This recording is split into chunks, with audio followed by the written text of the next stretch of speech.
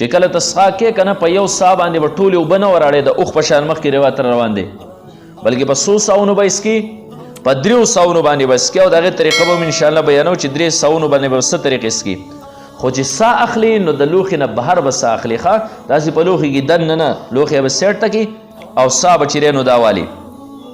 وکراهیت التنفس فی الاناء او دا باب دی په لوښي کې دننه د سا اخیستو د کراهت په باره کې چې په لوښي کې دننه سا ماله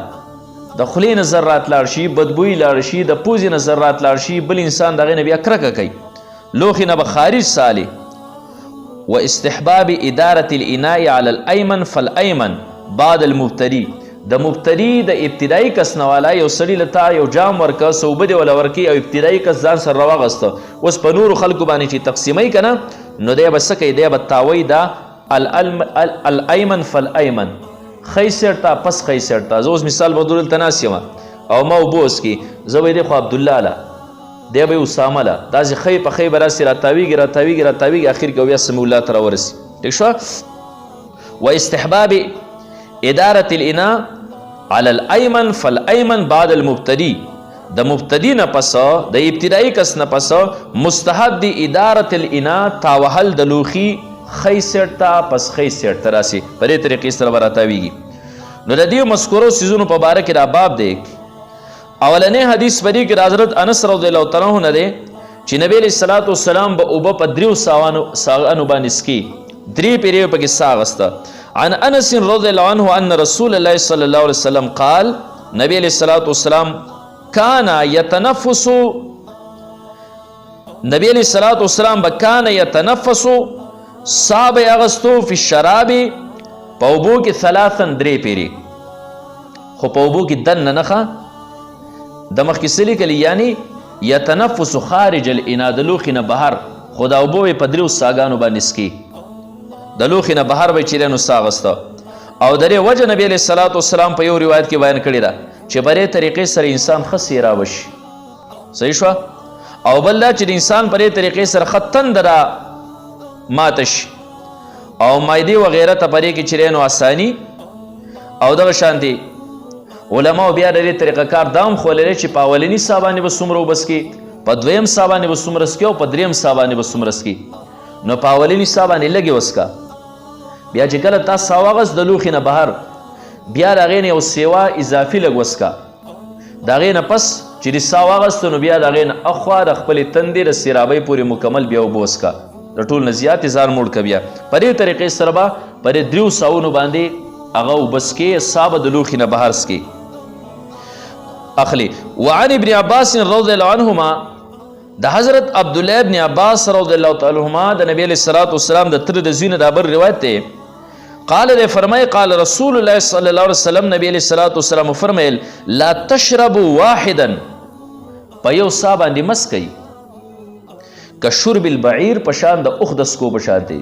اوښ هم چې خوله ولګوي داسې په اوبو بس تر اخره پورې بس لګي خوله یې یخودي نو په یو سا باندې مسکه د اوښ د څکو په شانتي ولکن اشربوا مثنا و ثلاثه لیکن سکی مثنا په 2 ساونو سره و ثلاثه او په 3 ساونو سره وسمو او د الله نوم اخلی اذا انتم شربتم کله چې تاسو سکی سکل چې شروع کوئ نو د الله نوم والی بسم الله وایا واحمدوا اذا انتم رفعتم او کله چې سر پورته کوي یعنی د سکونه فارغ شي خوله د جام وغیره نه پورته کوي نو بیا د الله حمد بیان که الحمدلله وایا نو د اوښ په شان په یو سا باندې مس کوي اوس دلته کې په شاته روایت کې دا خبره ذکر شوې چې په 3 ساونو به رسول الله مبارک سکل کول او دلته یې وفرمیل چې په 2 سا یا په 3 سا باندې په یو سا باندې به یې نس کوي نو کومه دا یو سا باندې سکل دا د حیواناتو کار دی د ځناورو کار دی ٹھیک شوه نو کم از کم چې ته 2 ساونه خو پکې خامخا والی که نه چې د حیواناتو نه خو دې لږ فرق راشي که نه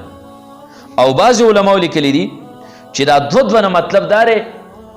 چې یو خو ابتدایي کې سایه خلکو د اوبو نه نه اغوستی مخکې نه سې اغوستی که نه بیا د اوبو پرې منځ کې چې کم سای نو دا دویمې دا وروسته 2 ولنی چې ورسره یو ځای کې نو 3 شي د اوبو کې وروسته بیا خلک دا ما جام را واغوستو نو یو پیر مې سا واغسته بیا مې رسیکو نو 2 پیرې مې سا واغسته ٹھیک شو نو دا 3 پیر شو 2 پیرې مې سا واغسته یو د ابتدا هغه شو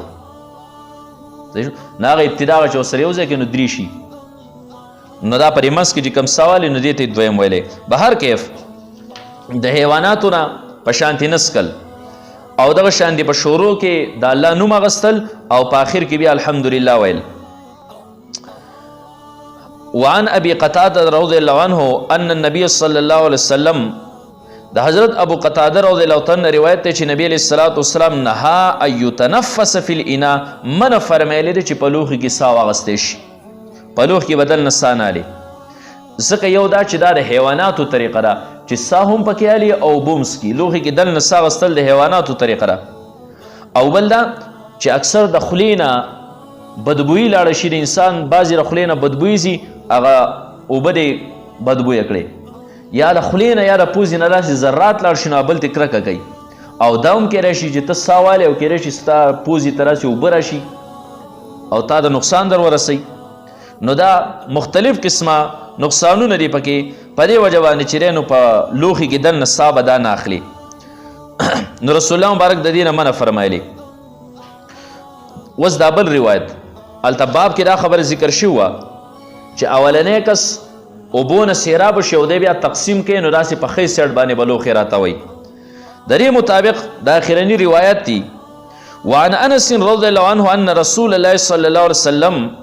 دا حضرت انس رضی الله عنه روایت دی چې نبی علیه الصلاة والسلام ته اتیا بلبن پی وله راوړی شو او قد شیب بماء هغه پی چې دی نو دا مخلوط شو مکس شو میلاو شو د څه سره د اوبو سره په هغه پیو کې اوبه ور مکس شوي رسول الله مبارک له راوړی شو د څکلو دپاره. نو په دې وجه باندې علماو لیکلي دي چې د څکلو په ټیم کې په پیو کې اوبه مکس کول دا سړي دا سنت طریقه ده خو د خرڅولو په ټیم کې نه ګورې ښه خرڅولو په ټیم کې حرام دي چې کله ته پی والې او سکي نو په هغه ټیم کې اوبه ورسره ور مکس کړه. نو نبی علیه الصلاة والسلام له پی راوړی شو چې هغې کې اوبه مکس شوي. نبی علیه السلام چې کله وسکل نو چې کم پاتې شو اوس خو به چاپېره به صحابو تقسیموي که نه. وعن یمینه عربی نو ښی سیډ ته رسول الله مبارک نه یو بانډچي دیهاتي ناسو. وعن یساري ابو بکر رضی الله عنه او ګس سیډ ته دې څوک ناسو حضرت ابوبکر صدیق رضی الله عنه چې په امتیانو کې یو ټولو نه اوله درجه ده رسول الله مبارک نه پس امتیانو کې. نو اوس کامله هستي خو ګس سیډ ته ناسته او ښی سیډ ته بانډچي ناستی. نو فشربا نبی علیہ الصلاة والسلام هغه پی وسکل ثم اعطى العربیه او بیا هغه بانډچي له ورکړل ښه ځکه چې ښی سیډ ته هغه ناست و که نه حق دغه کېده. وقال رسول الله مبارک فرمیل الایمن فالایمن ښی سیډ پس ښی سیډ یعنی داسې ښی سیډ دی او بیا ورپسې چې په ده پسې کوم ښی ناست دی بیا په ده پسې کوم ښی ناست دی په دې طریقې به دا چاپېره صحیح دا راتاویږي به. دا بل روایت هم دغه شانتي دی. وعن سهل بن سعد رضی الله عنه دا حضرت سهل بن سعد رضی الله عنه روایت ته ان رسول الله صلی الله علیه وسلم چې نبی علیه الصلاة والسلام ته اتیه بشراب د څکو څه څیز راوړی شو فشرب منه رسول الله مبارک د هغې نه وڅکل. وعن یمینه غلام او د رسول الله مبارک ښی سیډ ته یو هلک ناسو. وعن یساره اشیاخ او ګس سیډ ته یې لوی لوی شیوخ ناسو. اوس دا هلک څوک و دا حضرت عبدالله ابن عباس رضی الله عنهما خو نبي علیه السلام د تره زوی مفسر د قرآن ډېر پوه سمجدار. نو فقال نبی علیه السلام فرمیل یا غلامو ای هلکه اتأذن لی مال اجازت راکې ان اوتی هؤلاء چې دې کسانو لري دا لوښی ورکړی شي دا اوبه دې کسانو له ورکړی شي د دې نه پته ولګېده چې تقسیم به په ښی سیډ باندې کې خو که ته چېرته کې ترجیح ګس سیډ والا له ورکوې که نه چې د ګس سیډ ته ښه اعلی کسان ناست دي نو بیا به د ښی سیډ والا نه تپوس کوې ځکه حق خو د هغه رسېده که هغه اجازت درکړه نه بیا دې نورو له ورکه او که اجازت یې در نه کړه بیا حق د هغه بس راتاویږي دي. نو رسول الله مبارک د حضرت عبدالله ابن عباس رضی الله عنه نه تپوس وکړه ویل که اجازت راکې چې دیو له دا ورکړی شي. فقال الغلام هغه هلک وی لا والله نه په خدای قسم او ځانه د نبي علیه السلام عاشق و. ٹھیک شوه صحابو خو به اکثر دا خوښول چې رسول الله مبارک په کوم ځای خوله یې ښودي او هغه ځای باندې به له پاسه بیا خوله یې ښوده چې اوله خوله په هغه ځای ځکه رمضان د رسول الله مبارک عاشق و. وی لا والله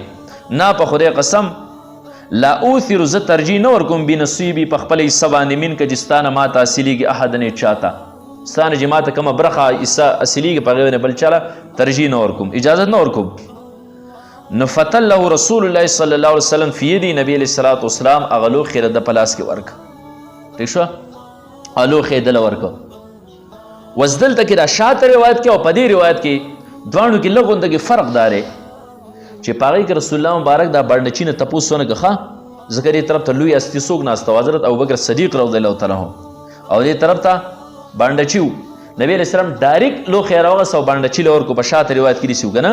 او په دې کې بعضې شیوخ دې سیټ ته ناست او دې سیټ ته حضرت عبدالله ابن عباس رضی الله عنهما ناست و. صحیح شوه؟ نو که نبی علیه الصلاة والسلام ډایرکټ دې بڼډچي لره جام ورکړه دا څیز ورکړه نو صدیق اکبر ته خو پته وه چې تقسیم د ښې سره شروع کي نو دی په دې باندې نه پریشانه کېده ځکه دی پوه د نبي علیه الصلاة والسلام سره ناست کس و که نه. اوس بعضې اشخاص دي شیوخ دي نو کیدای شي دوی په زړه کې څه راشي چې هغه ماشوم له هغه جام ورکړه او موږ دومره لوی لوی مشایخ خو موږ له یې رانه کړه نو ځکه رسول الله مبارک د هغه نه تپوس وکړه که اجازت یې ورکړه ښه که اجازت ورنه کړه نو د نور خلک به خفه نه شي چې یاره دغه حق رسېده هغه نه تپوس وم کو خو بیا هم هغه اجازت ورنه کړه. صحیح شوه؟ نو په دې وجه هغه تیر کې رسول الله مبارک تپوس ونه کړه او دې کې تپوس وکړه. او بله وجه پکې دا هم ده چې هغه سیټ ته بانډچي ناسو